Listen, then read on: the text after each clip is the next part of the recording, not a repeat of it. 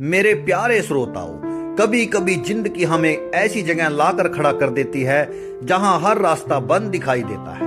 उम्मीद खत्म होने लगती है और इंसान अंदर से हार मानने वाला लगता है। लेकिन याद रखना, जब तक समय है तब तक संभावनाएं भी हैं। आज की ये कहानी आपको सिखाएगी कि सब कुछ खत्म होने के बाद भी इंसान कैसे जीत सकता है। तो कहानी का अंत जरूर देखिएगा, क्योंकि इसका आखिरी संदेश शायद आपकी जिंदगी बदल दे।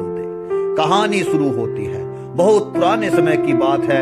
एक विशाल राज्य में एक राजा राज्य किया करता था। उसके पास दो निजी सेवक थे जो हर समय उसकी सेवा में तत्पर रहते थे। दोनों ईमानदार थे और राजा की हर आज्ञा का पालन किया करते थे। एक दिन राजा का एक प्रिय मित्र उससे मिलने राजमहल में आया। राजा ने अपने दोनों सेवकों को उसकी सेवा का दायित्व सौंप दिया, लेकिन सेवा करते करते उन दोनों में से एक से छोटी सी गलती हो गई। राजा का मित्र तो कुछ बोले बिना वहां से चला गया, लेकिन राजा को यह बात अच्छी नहीं लगी। उसका क्रोध 7वें आसमान पर पहुंच गया। अगले दिन राजा ने सभा बुलाई और क्रोधित स्वर में कहा कि इन दोनों सेवकों ने मेरे मित्र का अपमान किया है, इन्हें मृत्यु दंड दिया जाए। यह सुनते ही दोनों सेवक घबरा गए। वे राजा के चरणों में गिर गए और बोले, महाराज, हमसे भूल होगी, हमें क्षमा कर दीजिएगा।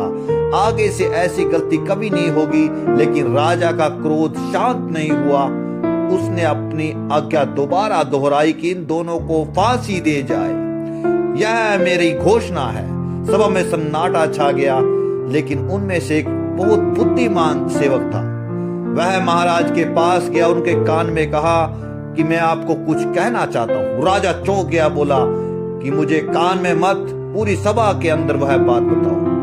सेवक आत्मविश्वास से बोला, महाराज, मुझ में एक अद्भुत कला आती है।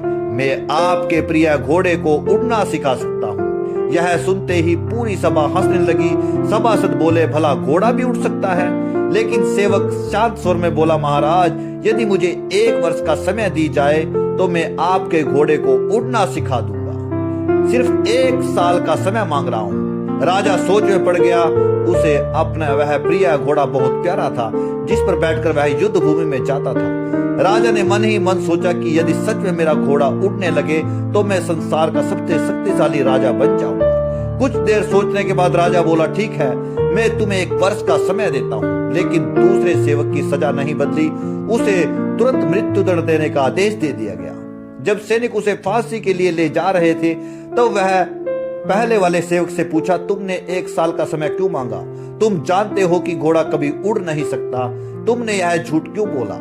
पहला सेवक बोला और मुस्कुराया, मैंने झूठ नहीं बोला, मैंने उम्मीद चुनी। फिर वह धीरे से बोला, 1 साल में कुछ भी हो सकता है। हो सकता है राजा ही मर जाए, तो मुझे सजा कौन देगा? हो सकता है मैं बीमार होकर मर जाऊं, कम से कम फांसी से तो बच जाऊंगा।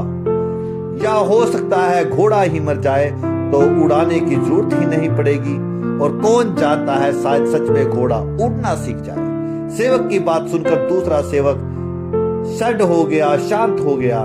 जीवन में चाहे जो कुछ भी कठिन परिस्थितियां आए, घबराना नहीं चाहिए। इंसान को कभी उम्मीद नहीं छोड़नी चाहिए, क्योंकि इस समय बदलते देर नहीं लगती। जो व्यक्ति आखिरी सांस तक उम्मीद बनाए रखता है, उसके लिए वापसी का रास्ता हमेशा खुला रहता है। जब तक जीवन है तब तक संभावना है। आपको मेरी ये कहानी कैसी लगी, कमेंट सेक्शन में जरूर बताना। जय श्री राम, राधे राधे। मैं सीपी सिंह फिर आपसे मिलता हूँ एक नई कहानी के साथ।